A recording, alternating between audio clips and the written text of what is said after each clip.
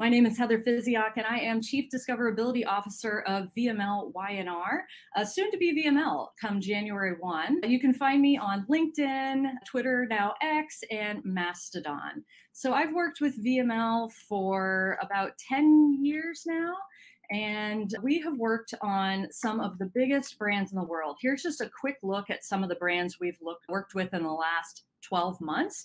As you can see, we've worked with brands across every major vertical, and we've worked with brands large and small, though we do specialize in enterprise multinational business. And we actually do have many offices in Europe, Asia, and the Middle East. Keep an eye out for us if you're in the market. So let's get started talking about how to improve search for customer experience with the Jobs to Be Done framework. Baking soda. What are all the different ways that you could use baking soda? So the brand Arm & Hammer was created in the 19th century as a leavening agent for baking goods. And by the 20th century, they were marketing this product for a range of uses for baking and cooking, yes, but also cleaning, deodorizing, and personal care. And they called this campaign concept the For Everything soda, not just baking, for everything soda. And Arm & Hammer did a really great job of identifying that the different jobs that people use baking soda for and helping people to achieve those jobs. So now Arm & Hammer's packaging, their product packaging, the orange box, actually promotes its many uses. And their website highlights DIY content for everything from making healthier snacks with the perfect loaf of zucchini bread, or feeling like a good, I'm sorry, my slides aren't advancing now. We're just having all sorts of issues. Feeling like a good parent for having safe and clean baby bottles, and feeling confident as a friend giving gifts with DIY baking soda bath bombs.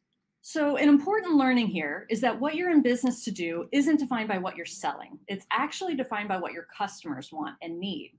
And I find that this is especially true in search. Now, Arm & Hammer capitalized on the many jobs that this single, simple box can do beyond its original purpose. And marketers can benefit from this kind of thinking too, so they can better serve their customers. And this applies to every brand, every customer. And I especially think that brands that are in commoditized spaces, think toothpaste, vinegar, banks, insurance providers, those kinds of brands can especially benefit from finding unique unmet problems that they can help solve in the customer experience. So when I say customer experience, or CX, I mean that the thinking is all about enriching the full end-to-end connected customer experience. It's all the products, all the services, all the content, and all the touch points that audiences interact with in the brand's entire ecosystem. And it's what we as marketers do to put our customers first, to support their journeys and to serve their needs, whatever those needs might be. Search is really well aligned to CX thinking because it helps define and redefine our understanding of our audience's needs and to find new growth drivers. And it helps us to imagine, design, and build the best possible interactions for our customers. And it helps us to enrich our relationships with them. So when I think about search intelligence data, it is so much more useful to a connected customer experience than just its applications for SEO alone. So search is amazing for CX because it helps us map customer journeys and touch points and better understand their expectations, even beyond the website, and to spot needs for improving their experience and detect emerging demand spaces and changing customer values. And it can help with benchmarking and measuring CX improvements over time. So I love a good framework. And frameworks are super awesome for interpreting and communicating about search data. And I have a ton of different frameworks out there to do this. You can check out those frameworks and get all of the material from this talk at heatherphysiak.com/digitalzone. And the password is CX, all lowercase. So there are a lot of different great frameworks. Check out some of my other talks to get your hands on some useful ones for competitive keyword research, lifecycle keyword research, and others. But today, I want to share one of my simple favorites, jobs to be done. So jobs theory is the idea that people hire products and services to do a specific job in a context. And that's the whole premise. People don't just buy products or services, they hire them to accomplish something. So, as marketers, jobs to be done is a mindset shift from we offer or sell X to we help people do or accomplish Y. It shifts the perspective from just who the customer is to rather why they are making a purchase. And when trying to understand why customers make the choices that they do, I find it's often much more illuminating to look at their jobs that they're hiring for rather than their just basic demographic or psychographic information. And so this information or this thinking will help us to create products, experiences, and content that resonates with our audience better because it fulfills their needs better. All right, so the 4 parts of the jobs to be done framework. There's the customer job. This is the task or the problem that a customer is trying to solve. And the context is the circumstance in which that job arises. So this could include considering any context or situational factors that might influence what they're going to do.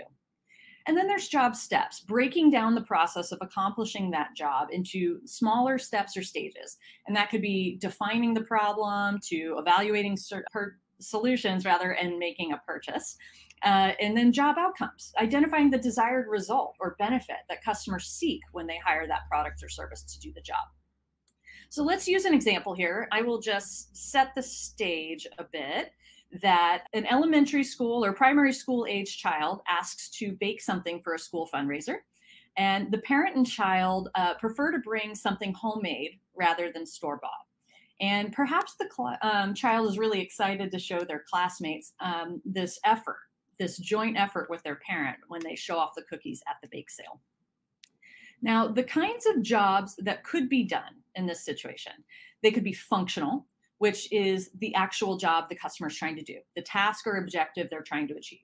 They can be emotional, which is how the customer feels or how they want to feel. And they could be social. So this describes how the customer wants to be perceived by other people.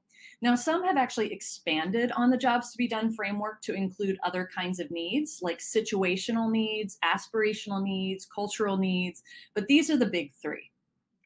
So let's break out that bake sale example a little further. So if the functional job is, I need to make chocolate chip cookies for a school function, the desired outcome might be successfully baking a batch of delicious chocolate chip cookies that become a hit at this school function. The emotional need might be wanting to feel like they're doing a good job as a parent for their child and feeling a deeper connection and mutual pride in their accomplishments. But the social need might be impressing those parent-teacher association parents so they can see how involved you are at school. And that might mean getting compliments from parents and classmates and reinforcing your identity as an involved parent. So when we break down the jobs, it might look something like this.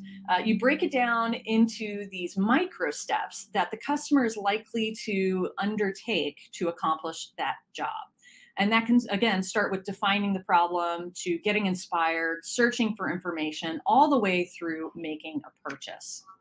And the ways and places and devices and platforms that customers might use for these different steps in their journey can vary. So you want to keep that in mind as you're going through this jobs to be done. Now, another thing that can vary is what these steps are. So this is just a few other examples that could be steps. They aren't necessarily in this particular situation or example, but the number of factors and steps can vary based on the brand, the price point of the product or service, the main job to be done. The one I'm illustrating is very simple. It's about buying baking soda. But if somebody was buying a new car, that would be a very different journey and a much longer cycle. And of course, there are many post-purchase jobs to be done that can increase retention and loyalty and purchasing again. So you may have been in the search industry at the time that Google launched this concept of micro moments. And you may have noticed that this concept of micro moments actually bears a very strong resemblance to jobs to be done.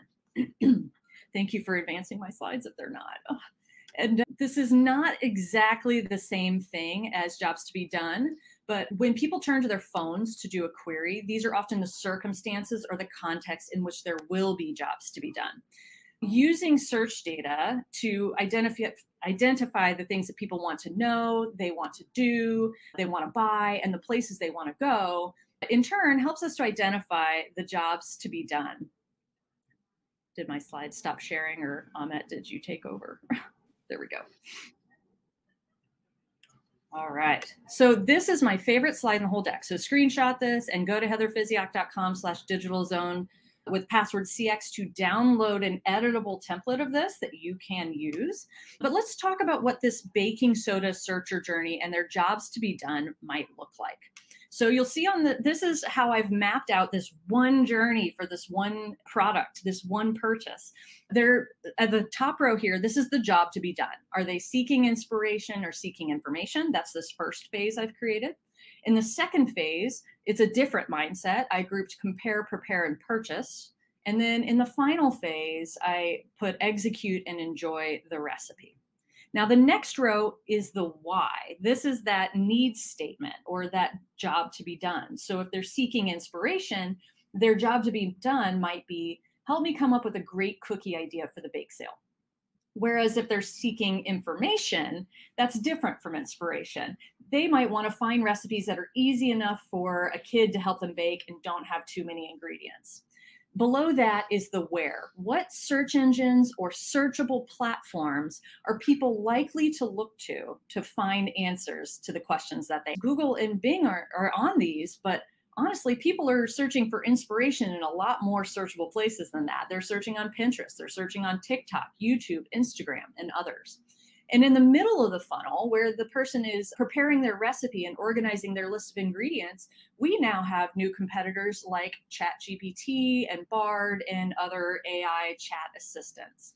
And then finally, in the execute and enjoy, and in the purchase phase as well, they may be looking not only at Google to find a grocery store near them, they could also consider grocery delivery search like Instacart or DoorDash, or they might have enough lead time that they can just order those non-perishable items on Amazon.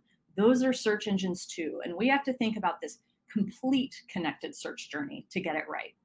And then the last row here is the how. So this is the actual language that we identified in the keyword research that people use at these different stages. So in the beginning, it might be bake sale ideas, Halloween themed cookies, TikTok cookie recipe. When they're ready to purchase, it might be organize these ingredients into a shopping list, ChatGPT, or find a grocery store near me, Google. And then in the execute, maybe during the live baking of the cookies, they have some sort of issue and they find, oh no, I forgot to get heavy cream. They quickly turn to YouTube, Google, or Bard to figure out what a substitute ingredient might be. So this jobs to be done framework really helped me think about all the different moments I could connect with someone and get them to buy baking soda. All right, so mining search data using classic keywords research techniques, but applying it with jobs to be done thinking can reveal major CX opportunities. And you don't have to use only segments of keyword research. I like to look at my entire data set for a brand and slice and dice it into smaller jobs to be done. But I find this to be just standard keyword research with a new lens on it can help you uncover a lot of unmet needs of your customers. You'll find the white space and the gaps that competitors aren't filling. And by the way, I'm going to show you search data, but I believe that search data is part of something much bigger. If you have the ability to add on additional data layers like social listening or chat logs or help desk tickets, Reddits, forums, interviews, focus groups, any of that kind of data could be paired with the search intelligence to get a richer picture of what these jobs to be done are. All right, so let's talk about a few places you might be able to find jobs to be done. And I'm going to show you a number of real work samples for a lot of different brands on how we do it. All right, first is how-to queries. So basically, this is an SEO favorite, right? We all love to look at how-to figure out what are the problems or tasks that people turn to search to figure out how to solve. And how-to queries are the most explicit expression of the job to be done. How to do blank is the job. So these are often problem and task-focused queries where people are looking for a solution, and they can often be a strong early indicator of purchase intent. And so while I say how-to queries, I actually personally love the how do I, how do you, how can I, and how can you queries. Okay, so not to confuse, I am doing a talk about CX. This is a CX client that I'm about to talk about. And by that, I mean the department leads here at VML who are trying to figure out how to make sure the right kinds of clients know that we have services and capabilities in CX. So I did some search intelligence, and I found that about a quarter of the search volume around CX, once I deduplicated anything that wasn't about marketing, most of it was just people wanting to know what CX is. And as an agency offering CX services, that really isn't the best investment of our time. However, the next largest category of keywords and questions indicated a desire to improve customer experience in some capacity. It was people asking, how do I improve CX? How do I measure it? How do I create exceptional CX? How can big data improve it? How do I improve it in retail? How do I build a CX strategy? How can AI improve it? And so on. Now, those are relevant. That makes sense for an agency to create marketing materials around. So on the next slide, I show how I actually took that same search data, which is about 1,000 questions about CX mapped to search intent and then grouped by the job to be done, right? So it's just taking the same search data we always use and reframing it in a way that's very actionable and easy to understand. So at the top, I was able to say, okay, we need to really prioritize these 3 topics: how to think strategically about CX concepts, help me learn what it is and make it make sense, and help me keep up to date and stay smart on the latest developments and thought leaders. And then we were able to discuss and work from there to talk about which jobs to be done made sense for us. Okay, let's look at a different brand, totally different scenario. On this one, this is a paint brand. And so here we summarized the need states of all of their how-to search data into 6 core categories or need states. And these are the areas where our paint customers have indicated they have a clear job to be done that the paint brand could help with in order to make sure they're the ones that are top of mind when this customer is shopping. And I found it very helpful to communicate back to the client which of these areas they should own based not only on search demand, but relevance to their business goals. When we looked at the search data to identify the customer need states, we found that customers needed to spark inspiration, they needed to choose colors, they needed to choose materials, compare products, learn to remove old paint, and learn how to apply it correctly with the new paint. We can do that.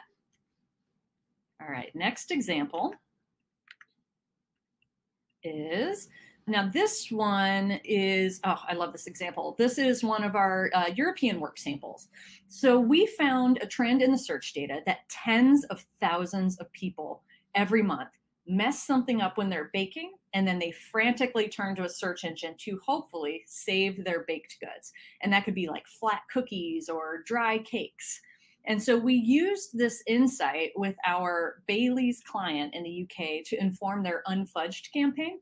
And the team actually worked with them to identify areas where Bailey should develop content, specifically recipes that give readers easy fixes for the most search baking fails, which coordinated really nicely with the Great British Baking Show. And it actually allowed us to position Bailey's liqueur, which is vegan, by the way, as a creative solution when baking problems arise. So you could turn that soggy cake into a delightful trifle, or use Bailey's to zhuzh up your frosting, perhaps. Now I'm going to try to play a short video here, but if not, Amit's going to drop the video link in the chat so you can watch it after. Just one of the little sizzle reels from this campaign so you can kind of see how it came to life. All right, pasting and playing.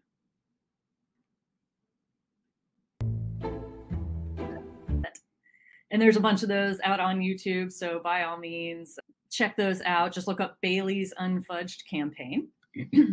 So yeah, here you can see where that started to come to life. So it manifested in all new recipe content for the website, video content for the YouTube channel, paid and organic social content across several platforms, and paid search campaigns. And because we found this unique angle for Bailey's, it actually got a lot of traction in the ad press for being a great campaign of just identifying and solving customers' needs, just realizing they were there and proactively anticipating and answering them with our Bailey's content. So very, very proud of that work out of the UK from Daniel, Alyssa, and friends. All right, so the next place you can look for jobs to be done is question searches. So these are also an SEO favorite: the who, what, when, where, why, how, is, does, would, will, can, and should. So this is where we're trying to understand the circumstances or functions that someone is doing when they are trying to get advice or information that we could help with. So they're seeking advice or information or trying to satisfy curiosity. I find it very helpful not to look at the individual keywords, but grouping keywords by like searcher intent. So let's take a look at one case where I did that. So this is a nasal flu vaccine. And for this client, I mapped thousands of frequently searched questions to their related searcher intent. And we arrived at this really critical insight. Nearly a third of the questions that people were searching about nasal flu vaccines and flu vaccines in general implied some form of concern. Does it have mercury?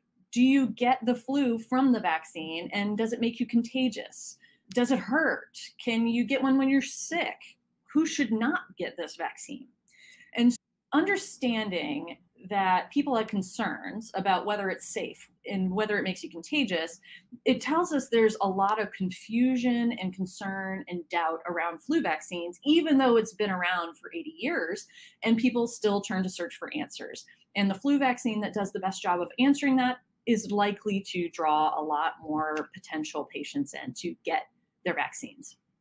All right, one more example from this category. This is a really great one from my colleague Casey, who is working on a biopharmaceutical brand that is targeting a rare cancer molecule. And so she was charged with finding out how to better reach healthcare practitioners and patients and their families to educate people on the work that this company is doing with that cancer molecule. So the first category that she found from these question searches was likely to be scientists and researchers who are trying to stay on the cutting edge of the latest science and innovation in the space. The next group she identified as likely a mix of healthcare practitioners, patients, and loved ones who are trying to just understand immune oncology and immunotherapy in a broader sense. They're just trying to get information to make more informed decisions. And then this last category is consideration and concern. It's likely made up of mostly patient searchers, and it mainly represents people who are looking to make treatment decisions or prepare. They're doing things like weighing their options, considering the costs, addressing their fears, and then raising questions about side effects and safety. So those are very different audiences with very different jobs to be done, and the brand needs to treat them differently. All right, the next place to look for jobs to be done is occasions and use case keywords. So basically, what are the occasions or the situations that might call for a product or service like yours? It's not as easy to find as questions or how to, because it doesn't automatically say that right in the query, but it is worth the lift, in my opinion. So we're looking often for action-focused language or anything that indicates someone might be looking for ideas, hacks, tips, or tricks. What I like about this technique that I am not showing on the screen right now, here we go, is that it can root out inadequate, alternate, and low-tech DIY solves. So maybe the customer is solving a problem that you could solve better, and they're doing it in a kind of inadequate way that you could potentially replace. So check out some of the queries on the right to see if you can spot any of those in your search data. Let's look at an example. All right, I love, love, love this example. It's wild. So this is for a brand that is about as commoditized and competitive as it gets, canned and frozen vegetables. It is really hard to say something new and to find a unique way to sell this kind of product. But we managed to do that by taking a look at occasions and use case keywords. So as we were mining through this search data, we found this little trend of prepper. Now, I don't know if this is a term that's used in EMEA as much as it is in the US, but this was basically people looking to stock up on vegetables and supplies for things like natural disasters, hurricanes, earthquakes, etc., but also what we call doomsday preppers in the United States, people who believe the end of the world is coming and they would like to be survivalists who survive. But then there's also general outdoor emergency, so think backpacking, hiking emergencies, general emergencies, general canned goods, and general disaster terms. So it was just really fascinating, new group of customers to serve, new group of people to talk to that we maybe would not have thought to talk to yet. And I'm certain the competitors had not thought of this particular use case to contextualize canned vegetables. Okay, another occasions and use cases. This is an adult-only cruise client, and part of our search intelligence revealed that people love to go on cruises to celebrate some kind of an occasion. And we thought if we could get more of these celebratory cruises, we are more likely to get more large group bookings. So an outsized return for the same amount of effort we might do for individual types of cruises. And we also saw that their competitors were winning big in this space. So we took all of the occasions for which we found that people cruise. We eliminated any that indicated they were likely to be for families with children, because we really want to focus on adult only. This is an adult only cruise line. And we looked not only which ones are most to least searched, as you can see sorted in the total column, but we looked at when each of these was searched most. So our brand could tie their content, marketing, social, and paid efforts to the appropriate timing and get ahead of these key planning periods. And here's a very straightforward example from a veterinary brand. Oh my gosh, I don't know why my slides aren't advancing. This is the cruises. So you can see the very cool, like top to bottom reasons to celebrate, and then left to right, what is the most prominent time that people are searching for each of these types of cruises. All of these slides, by the way, will be available heatherphysiak.com/digitalzone, password CX. So apologies if it's giving you any trouble on the front end there. Okay, so this is the veterinary brand. And in this case, we needed to reach different professional audiences, not the pet parent audience, but the people actually working in the veterinary clinic. And so through the search intelligence data, we were able to identify key themes that would be relevant to the clinical team. So the people working inside the veterinary office and helping it to run. So it could be everything from procedures and protocol to continuing education, training, licensing, careers, etc. And we took those keyword examples and then we use those to illustrate the audience need state. So for continuing education and training, the need state is help me find continuing education opportunities or trainings to keep my licensure current. And the keywords might look like veterinary CE 2022, veterinary continuing education, veterinary ultrasound CE. Now, contrast that with vet practice managers, and you get a slightly different result. They're looking for things like solutions and software, what it's like to own a practice, any resources and referencing, marketing, how to set up a clinic and exam rooms. That's a different set of jobs to be done for a different audience. These aren't necessarily the highest volume search areas, but they were ones that we felt had the most focused and relevant content opportunities to speak directly to vets and vet techs, practice managers, admins, etc. The next place to look for jobs to be done is in the competitive gaps. So let's show some examples of that. Now in the competitive gaps, we're trying to identify where customers' needs are unmet. Where are brands serving them well, serving them poorly, or not serving them at all, leaving that customer to find alternate solutions. So I want you to look at the direct competitors, niche competitors, broad competitors, but I also want you to look at substitutes and alternatives that seem like completely different alternatives to what you offer. I want you to look at brands that are totally different but have similar audiences and see what you can learn. Basically, I want you to find out why people seem to use, stick with, leave, love, or hate the alternatives. So here's an example of a diaper brand that we work on. And we did some review intelligence for them. We analyzed the brand against several competitors across 3 commerce retailers, Amazon, Target, and Walmart. And we used that to reveal the kinds of feedback customers were providing about their experience and how they search for products that address those needs and concerns. And we hit on this really interesting insight. So several parents were reporting a strong chemical smell when they opened up the other brands of diapers. And obviously that's a huge turnoff for concerned parents. Nobody wants to put chemicals on their baby's body, right? So that was a very interesting thing for us, especially when we realized that our brand is not getting that feedback. They're getting positive feedback that we do not have that smell. So we used that insight to dig into how people use that language on retailers to find products like ours and worked that kind of language into our product detail page copy. Okay, on the next one, this is an example of a B2B health technology platform. Just like you've seen in the previous examples, we figured out the jobs to be done based on our keyword research, but then we went and looked at all the competitors and tried to figure out how well are the competitors solving these problems today versus how well are we, who's showing up, who's leading, who's lagging. And then we determined which areas we needed to strengthen and defend from encroaching competitors, which ones we needed to accelerate efforts on to make a bigger dent in the market share of our competitors, and areas where we haven't even shown up, and thus we are missing the mark with our customers. All right, last place to look for jobs to be done is compatibility and feasibility. How feasible, compatible, or appropriate is the solution for the job to be done? So you can find a lot in the can I, can you type queries. That's a very good indicator someone's trying to figure out if you should use thing A with thing B. These often indicate how a product or service can be used or how customers can engage with it. They want to know, will it work with products they already have, or is it right for the problem they're solving? You might also see a lot of parts, accessories, extensions, upgrades, searches like that. But people are exploring solutions to very specific problems here and trying to make sure that your solution or whatever solution they're considering is the right fit.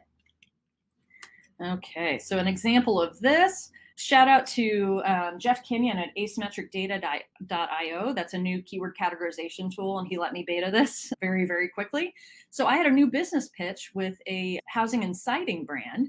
And so I needed to get some insights really, really quickly and demonstrate to the client that we understood them, we understood their customers, and we understood where their ways to win are. I took this list of can you, can I, should you keywords, uploaded it into asymmetricdata.io, and almost instantly spit out this categorized indication of what the top jobs to be done are. I was able to immediately say, okay, of all the siding things that people look up for their houses, they need to research it, buy it, install it, repair it, alter it, and replace it. Now, in the next example, this is a B2B equipment rentals brand. It's the largest in the world. And we work on their product catalog of thousands and thousands of product detail pages. And so what we've got to do here, we have to write about the products and the specs, yes, but we found that searchers are often looking up our products in contexts that they are not intended to be used in, and that creates risk for the customer and liability for us. We look at not only the use cases that people have for the equipment that we rent, general scaffolding searches. Is it places to rent, platforms, equipment? Yeah, that stuff's great. That stuff's boring. When we start to get exciting is when we look at application compatibility. Can it be used for painting, construction, masonry, or home and residential projects? And then what about the size? Are you working on a 2-story building, 3-story building? Does it need to be small or lightweight or narrow to fit in a certain space? And finally, does it have certain features that are required to be able to do my job? Is it interior, stairs, rolling, outdoor, portable? There's all sorts of different ways. So we have started to work in these applications and use cases into our category page content as a way to speak to these kinds of searches. But we also are clarifying our product detail pages to put the right use cases and make sure that customers are being taken to the right piece of equipment. One last example, and I'll bring it home. This is a healthcare example where we are helping put the right content out so they can make informed ovarian cancer decisions that are right for their circumstances. And so when people have questions about medical conditions, healthcare, medications, we know they turn to Dr. Google and the web for answers. And patients, researchers, and healthcare practitioners are all using them in distinct ways. Now, search data is anonymous, so it's impossible to distinguish exactly who this is, but we've been doing search a long time. We use search behavior insights and jobs to be done to get a pretty good idea of who these audiences are, what they need, and then start to optimize the right content for them. So when healthcare practitioners are searching to treat ovarian cancer patients, they might turn to the web to solidify their treatment and medication plans, to review the latest research on side effects and contraindications, or to find information to support the patients and their families.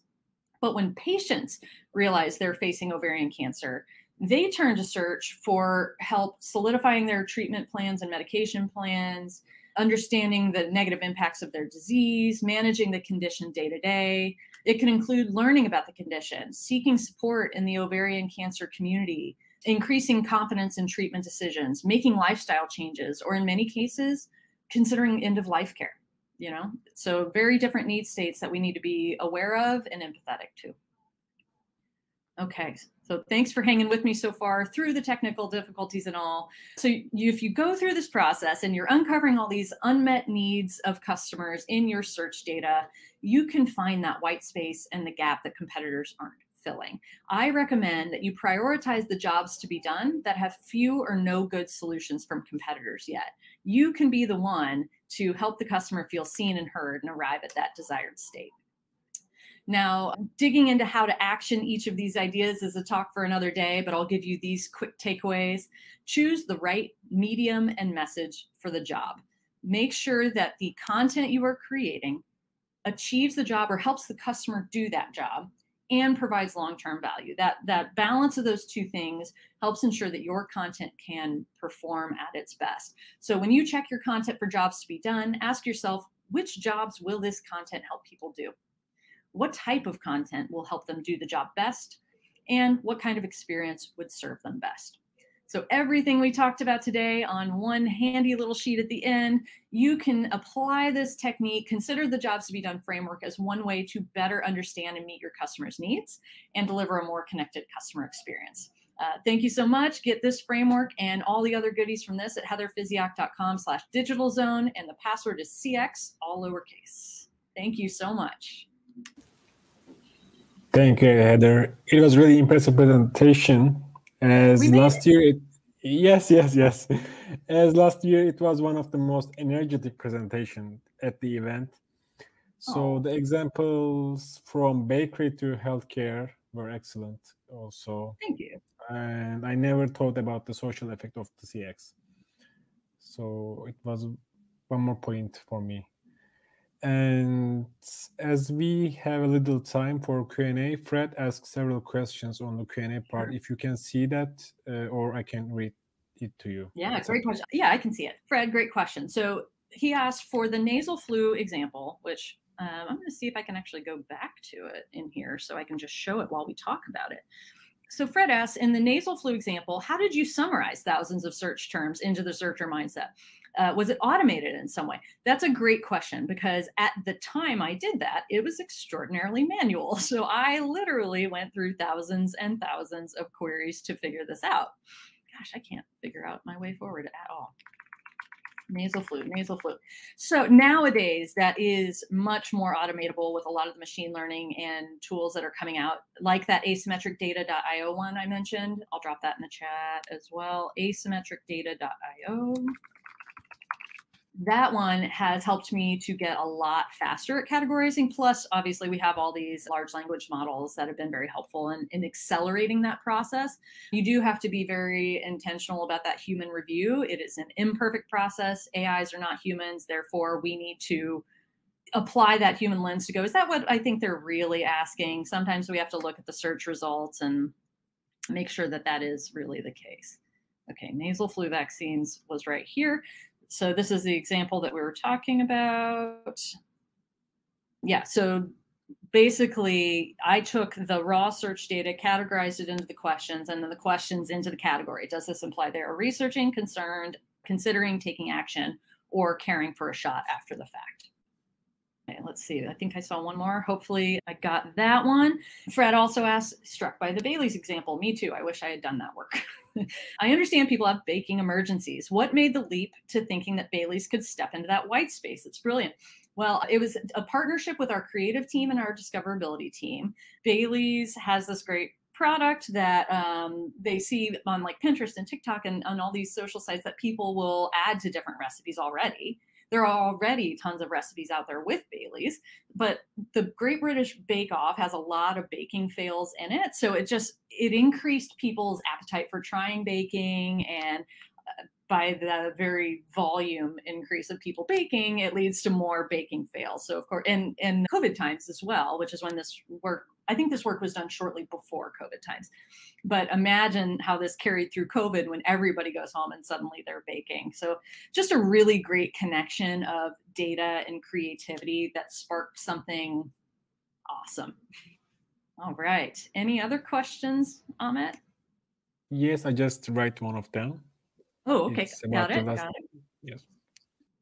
Okay. Last advice, if you have for integrating jobs to be done framework into existing SEO and marketing strategies, and what challenges might arise? The challenge that I think that arises most is this is an extra step to keyword research that a lot of SEOs aren't necessarily accustomed to doing. I think a lot of people are used to just doing their spreadsheets and saying, okay, here's the list of keywords we need to optimize for client. But I think it's really missing that context.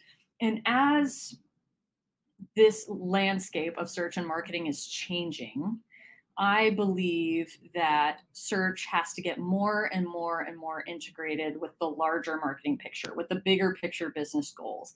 And I think jobs to be done is a really powerful way to do that because it takes all that really raw search data that isn't very exciting to the average consumer. And not everybody's an SEO.